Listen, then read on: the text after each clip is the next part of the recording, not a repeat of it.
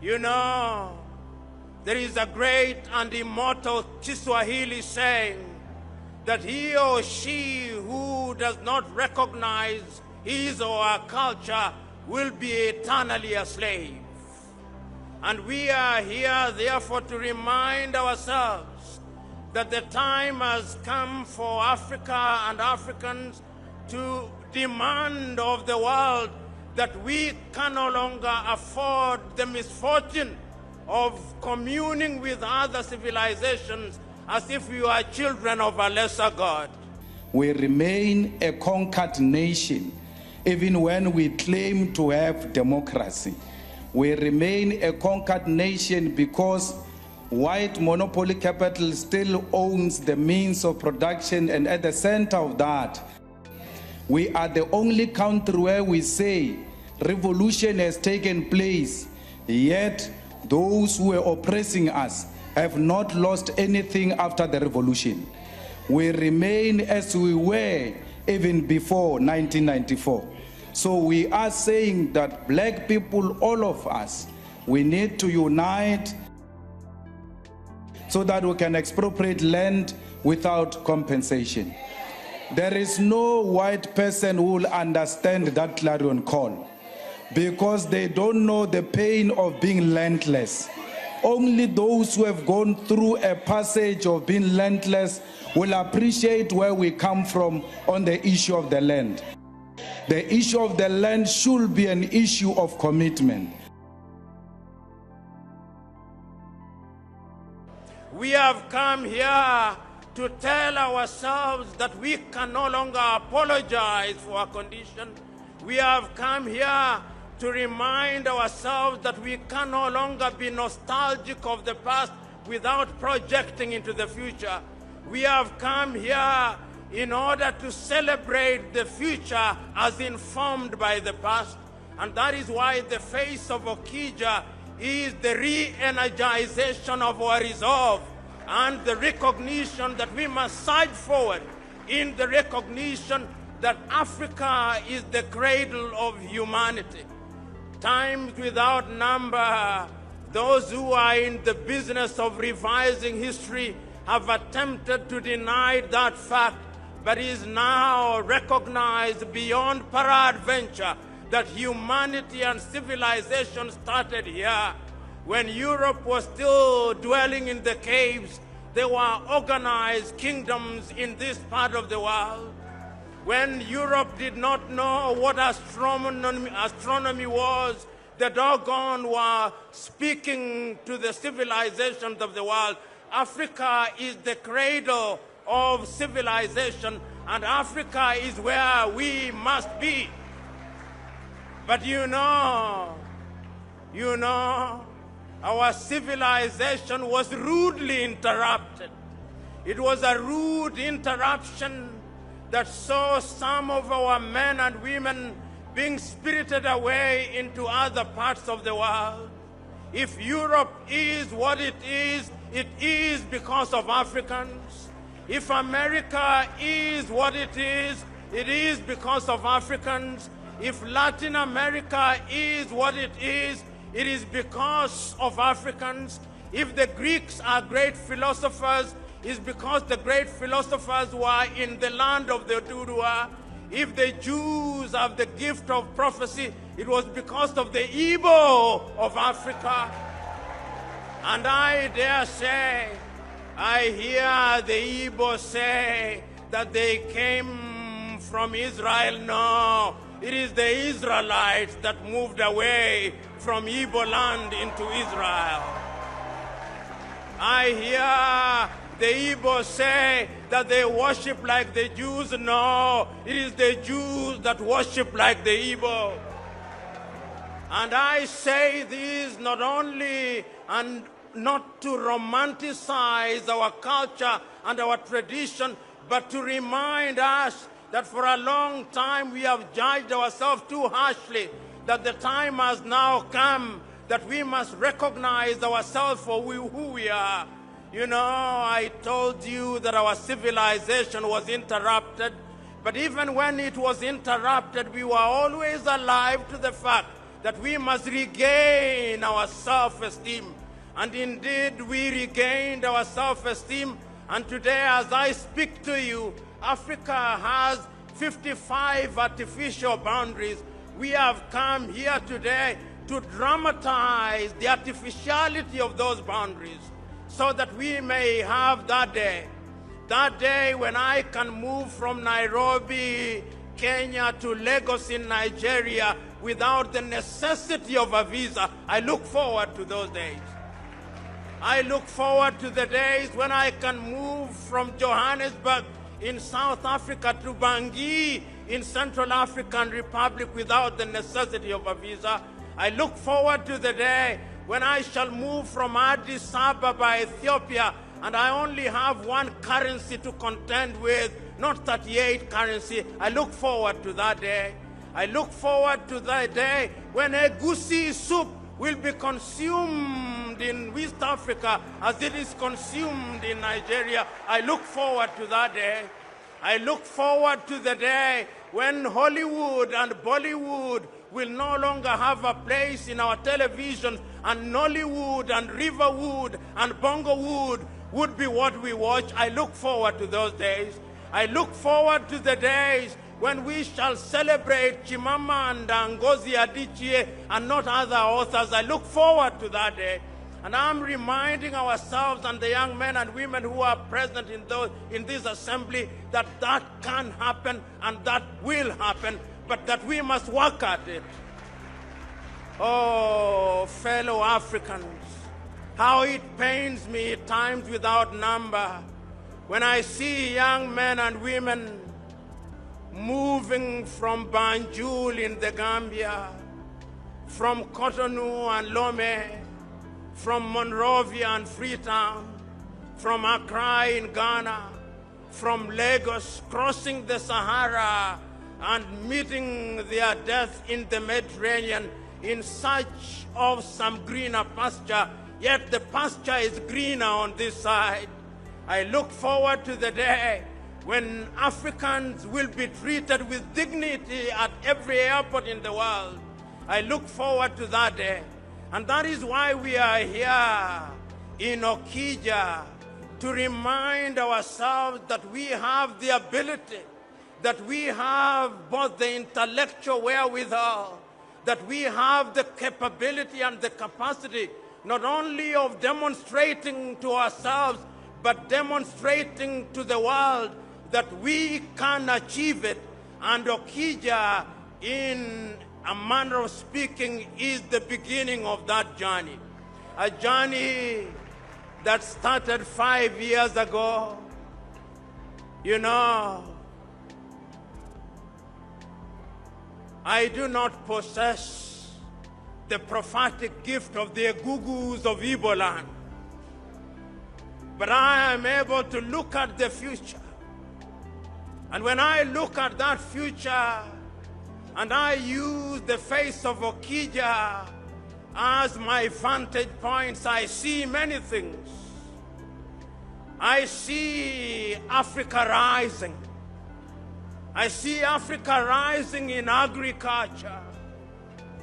I see jollof rice and rice that is consumed in Nigeria being produced in Nigeria and being produced in Ghana and being produced in Senegal. I see that.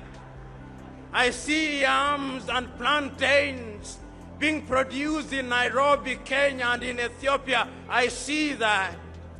I see the beautiful clothes that are worn by Nigerians not being made in the Netherlands, but being made in Kaduna in Nigeria. I see that. I see the beautiful things that are being done in this part of the world happening here.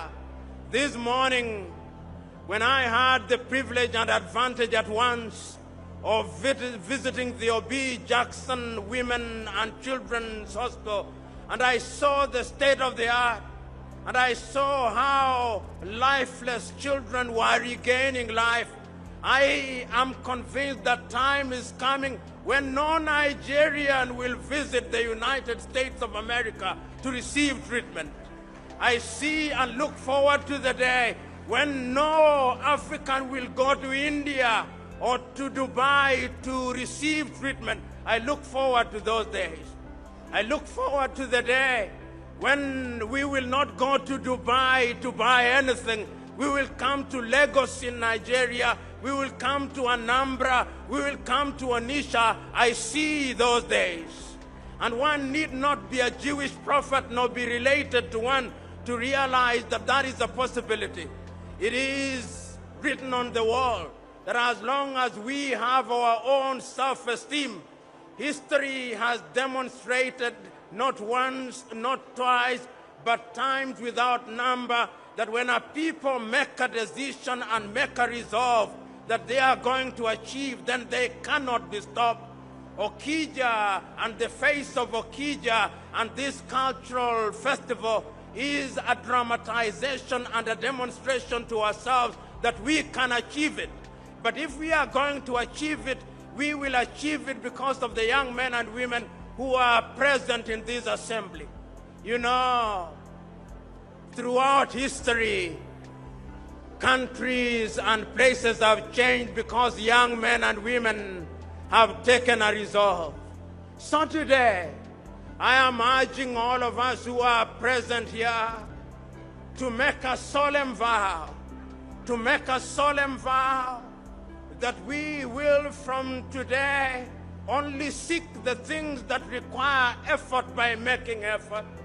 We make a solemn vow that we will not run away from our countries, that we will develop our countries, and that we are not children of a lesser God.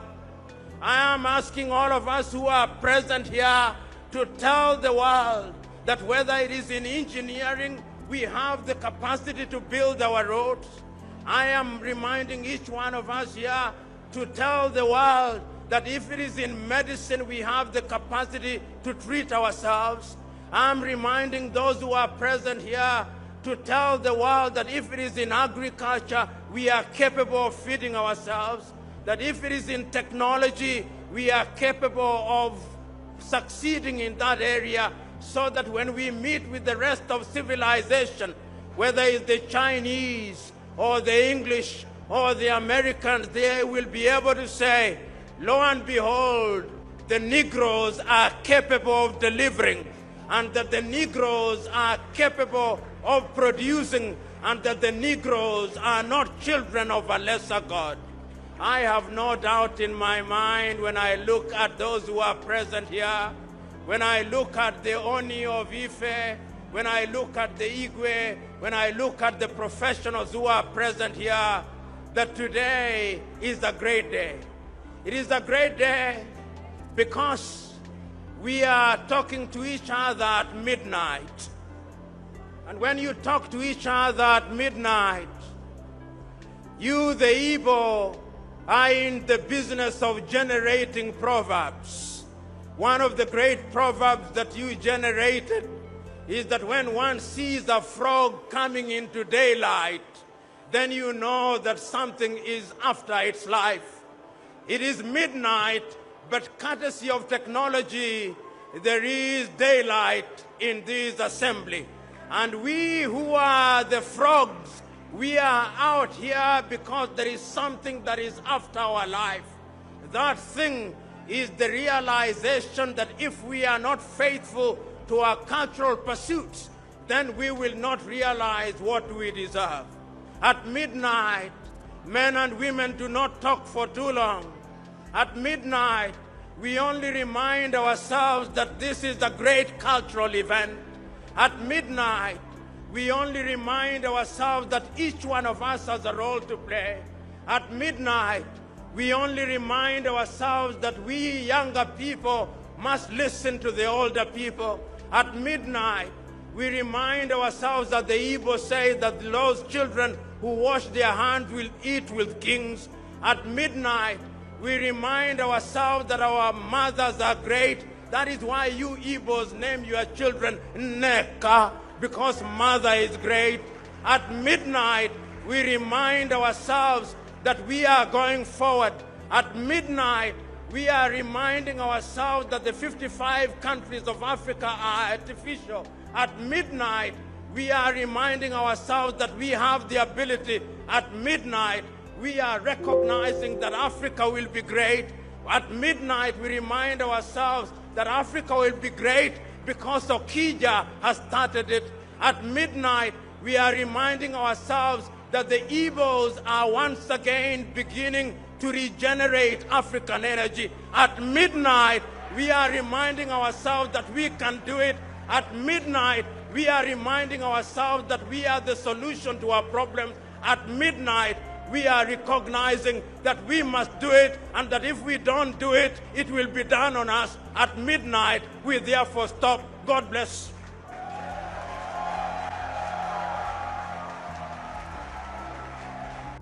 Hello, my fellow Africans. I hope you have heard many things from PLO Lumumba and a little from Julius Malema. What I want to say here is Africa, we must unite. We must tell the world that Africa, we can do better. Africa, we can solve our problems. So, my fellow Africans, now we have seen Africa is lazy, but Africa will be lazy if the young people, those who are men in Africa and those who are the main power in Africa, should realize what it is or their responsibilities. We as young people and we as Africans, we must take our responsibility so as to make Africa great. My fellow Africans, no one will come from outside of Africa and make Africa great. All of those who are coming, they are coming for the business. So let us embrace PLO Lumumba and Julius Malema. Also, there's a lot of people who are talking more about Africa. We have seen President John Paul Magufuli of Tanzania. We have seen President Kagame. We have seen many good people in Africa. Diasporas are talking about Africa, how we can make Africa great. We must remind ourselves that Africa, we have everything, but the problem is how we can utilize these resources or change these resources into development. That is our responsibilities. We as Africans, we have everything, but we as Africans, we must come together. We must remove these imaginary boundaries so as to remain Africa as one thing, Africa as a country, so as we can make Africa great. Without that, Africa will remain poor and Africa will still be conquered by another civilization. So my fellow Africans, let us end here. Thank you for watching. Don't forget to subscribe, like, comment and share our videos. I would like to thank all who shared, comment and like our videos. Also those who have subscribed to our channel, stay with us, because this is the channel where you can share thoughts and ideas about Africa. Thank you very much.